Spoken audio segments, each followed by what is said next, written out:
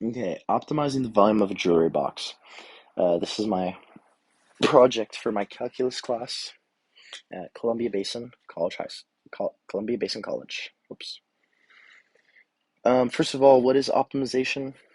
Uh, it's what we call math problems, where we have a particular quantity that we're interested in maximizing or minimizing. This is done by finding the relative max or min values of a function. To find these values, we determine where the slope of a tangent line on the function is equal to zero. Optimization problems fall under the branch of mathematics known as differential calculus. It was developed by Isaac Newton, G. W. Leibniz, and is all about analyzing the rates of change on a function with respect to a variable. So how do we really do this? Okay, so say we want to minimize the function f of x equals x squared plus 1. First of all, we're going to take the derivative um, of f. So we get f prime of x equals 2x. Then we're going to set this value, this derivative, to 0. So you get 0 equals 2x. And then we're going to solve for x, so x equals 0.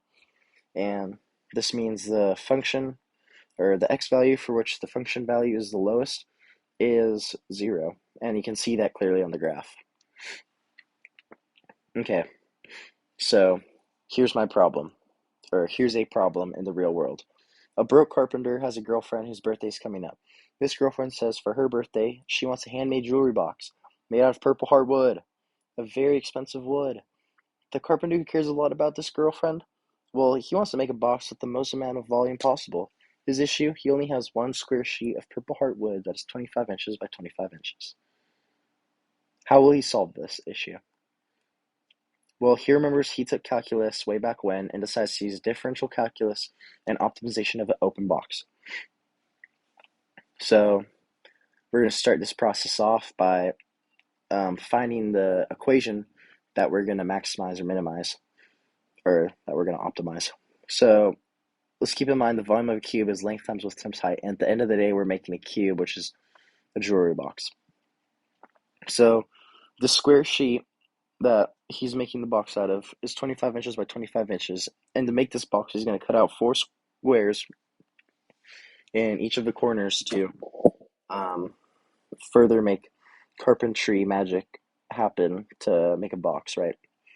So the at the final product, the side lengths are going to be 25 minus 2x and 25 minus 2x, because you see these squares have side lengths of x, and each 25 will be cut off of 2x's.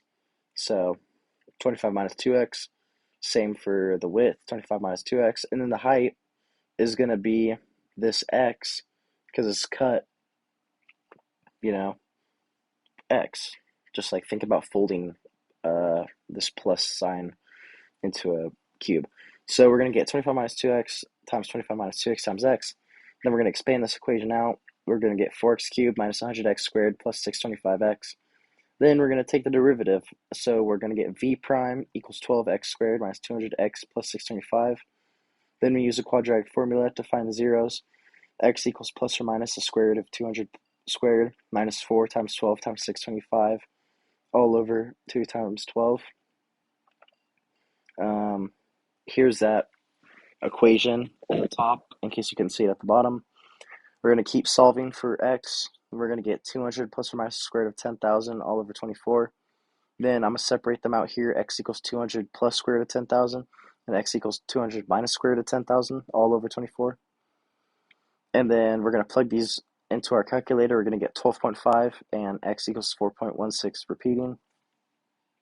Now we got to determine which of these is the max and which is the min, which value do we really want? Okay, so what we're going to do is we're going to take the second derivative test, which this means find v double prime and then plug in the critical point values, and then we're going to see what results from that equation. So if this result is greater than 0, it's a minimum. If it's less, then it's a maximum.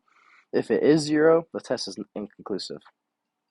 So let's do it for 12.5 first on the left. As you can see, final answer 100. Well, that's greater than 0, so it's a minimum. On the right, 4.667, because I rounded up 4.166 repeating. So We get negative 99.9992. Well, that means we get a maximum at x equals 4.1667 because negative 99 is less than 0. So this is the value we want.